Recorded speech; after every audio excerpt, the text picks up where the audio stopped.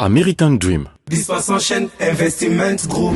Rêve américain pour la Kosomba Lopango aux États-Unis. Plus précisément la ville où il y a Dallas. Aujourd'hui c'est possible. Pays m'a pendant 30 ans. Ne vous trompez pas l'adresse. Dispensation Chaîne Investment Group. Voulez-vous acquérir une maison aux États-Unis? L'agence immobilière Dispensation Investment Group d'Elite Global, basée à Dallas, vous en donne l'opportunité. Il vous suffit d'investir en avance pour acquérir une propriété que vous payerez progressivement pendant 30 ans. Oui, vous avez bien entendu, pendant 30 ans. Contactez-nous au +1 737 420 84 24, au +1 469 720 60 93 ou au +1 737 548 51. Dispensation Investment Group, investissez dans votre avenir avec l'immobilier aux États-Unis dès aujourd'hui. Oh ma papa, ton maman Lopango. Rêve américain. Venez nous contacter. Rêve américain. Tapez sur Google. Dispensation Chaîne Investment Group. Na moke na komi baye. Lopango elenge. Ozala bayere elengi ku. Héritage abana. Rêve américain pour la Kosomba Lopango aux États-Unis. Plus précisément la ville où il y a Dallas. Aujourd'hui c'est possible. Pays m'a pendant 30 ans. Ne vous trompez pas l'adresse. Dispensation Chaîne Investment. Taka Music Band International. Merci. Merci beaucoup. Mesdames et messieurs de la presse, je tiens de prime abord à vous exprimer ma profonde gratitude pour votre présence en ces lieux. En dépit du météo qui n'a pas été tendre avec nous, mais vous êtes quand même là. Mais aussi, je vous remercie aussi pour le rôle que vous avez eu à jouer pendant les heures sombres de mon incarcération injuste. Votre engagement constant en faveur de la vérité et votre courage face à la répression méritent respect et considération. Durant 2 ans et demi, passés à la prison centrale de Makala, je n'ai jamais cessé de suivre avec une profonde émotion le travail que plusieurs d'entre vous accomplissaient, parfois au péril de leur liberté, pour informer le peuple congolais sur la réalité de ma situation. Vous avez refusé de vous taire devant l'injustice. Vous avez gardé vivante la flamme de la vérité. En cela, vous avez démontré que le journalisme, lorsqu'il est exercé avec dignité, demeure un pilier essentiel de la démocratie et un rempart contre l'arbitraire. Vous avez été, sans le savoir, ma voix quand on avait voulu me réduire au silence, mon visage quand on avait voulu m'effacer et ma dignité quand on avait tenté de me briser. Chers chevaliers de la plume, je vous assure que les épreuves et les injustices que j'ai traversées ne m'ont ni brisé ni détourné de l'essentiel. Cette page est désormais tournée dans mon cœur et dans mon esprit. Permettez-moi, à travers vos micros, de réaffirmer solennellement le pardon que j'accorde à tous ceux qui, de près ou de loin, m'ont causé du tort. Comme l'a si bien dit Mandela, la rancœur, c'est comme boire du poison en espérant qu'il tue l'autre. Je ne nourris donc ni amertume, ni ressentiment, car je suis profondément convaincu que la haine enchaîne, tandis que le pardon libère. Je n'entretiendrai jamais l'idée de vengeance. Je choisis la voie de la paix, de la dignité et de la responsabilité. Mesdames et messieurs, la République démocratique du Congo traverse l'une des périodes les plus douloureuses de son histoire récente. 7 ans bientôt que M. Félix Tshisekedi Tshilombo a accédé à la magistrature suprême, le pays s'enfonce dans une dérive politique, morale, économique et institutionnelle sans précédent. Sur le plan politique, nous assistons à la destruction méthodique des acquis démocratiques. La gouvernance actuelle se caractérise par le culte de la personnalité, la centralisation du pouvoir, la manipulation des institutions et la réduction de l'espace public, ainsi que la suspension en cascade des partis politiques de l'opposition. Les opposants sont traqués, emprisonnés ou envoyés en exil, les voix dissidentes sont étouffées et la justice transformée en instrument de répression et de règlement des comptes. Mon propre cas en est une illustration parfaite. J'ai eu droit à un procès politique monté de toutes pièces pour punir mon indépendance d'esprit et mon refus à la compromission. Sur le plan économique, la situation reste alarmante en dépit des discours triomphalistes du pouvoir et notre économie demeure fortement dollarisée et extravertie. La RDC importe tout, de la boîte d'allumettes au poisson chinchard. La monnaie nationale est devenue un instrument de propagande politique en lieu et place d'être le reflet de notre souveraineté et le fondement de notre économie.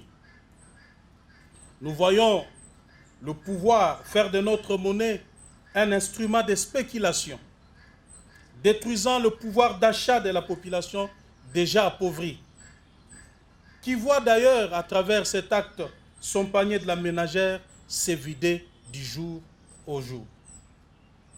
Nous considérons cela comme une véritable escroquerie à ciel ouvert. Les prix des denrées de base flambent, pendant que les dirigeants s'enrichissent de manière illicite et honteuse. Les investissements productifs sont absents, les infrastructures sont délabrées et les quelques réalisations observées cachent un vaste réseau criminel de surfacturation et de détournement des deniers publics.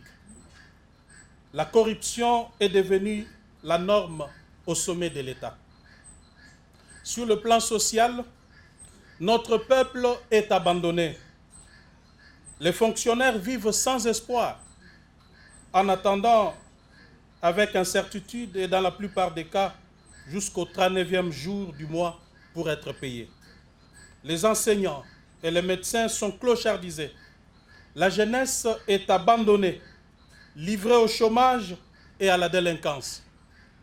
La famine bat le record dans tous les pays avec une exacerbation dans les provinces de l'Est et du Kasaï.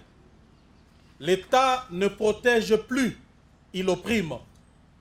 La promesse du changement, tant chantée pendant 37 ans de lutte, s'est muée en un cauchemar collectif.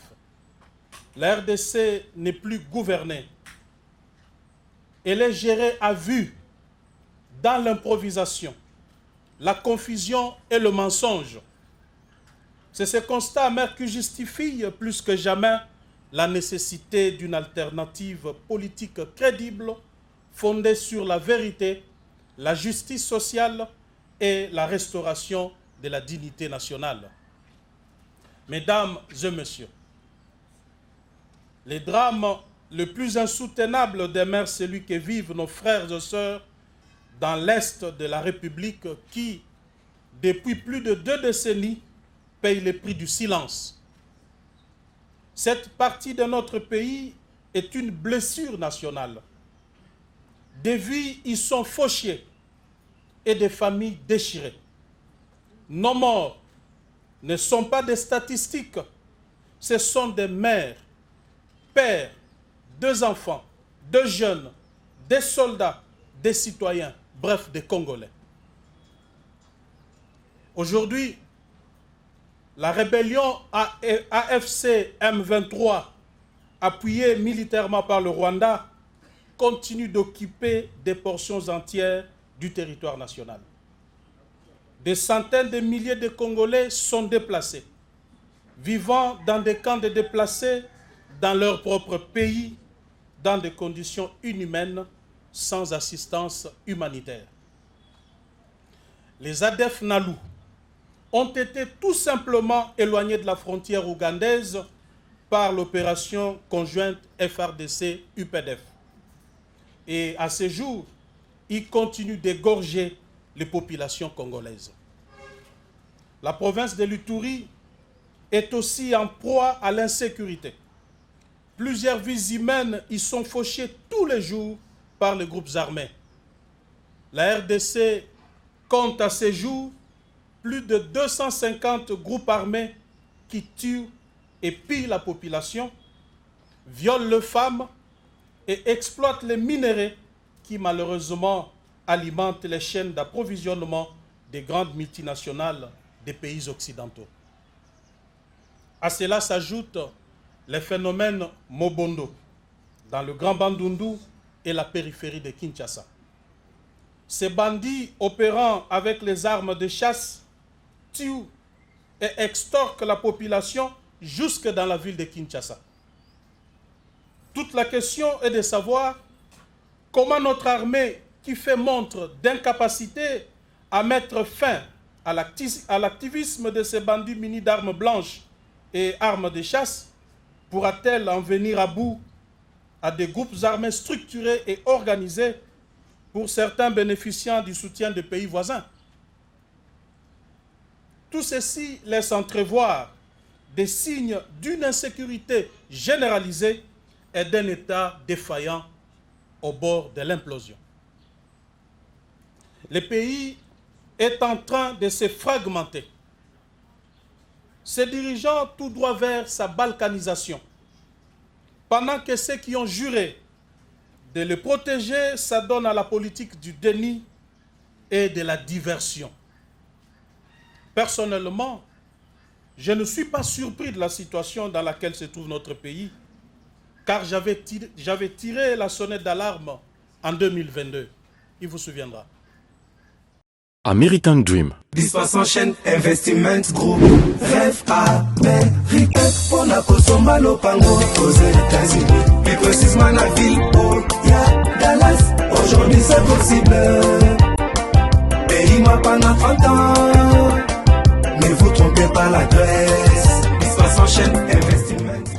Voulez-vous acquérir une maison aux États-Unis? L'agence immobilière Dispensation Investment Group d'Ailid Global, basée à Dallas, vous en donne l'opportunité. Il vous suffit de verser un apport pour acquérir une propriété que vous payerez progressivement pendant 30 ans. Oui, vous avez bien entendu, pendant 30 ans. Contactez-nous au +1 737 420 84 24, au +1 469 720 60 93 ou au +1 737 548 51. Dispensation Investment Group, investissez dans votre avenir avec l'immobilier aux États-Unis dès aujourd'hui. Oh ma papa, ton maman lopango. Rêve américain. Venez nous contacter. Rêve américain. Tapez sur Google. Dispensant chaîne Investment Group. Na moke na komi baye. Lopango elenge. Ozala bayere elengi pou. Héritage à bana. Rêve américain. On a consommé Lopango aux États-Unis. Plus précisément la ville où il y a Dallas. Aujourd'hui c'est possible. Pays m'a pendant 30 ans. Ne vous trompez pas l'adresse. Dispensant chaîne Investment. Lotaka Music Band International.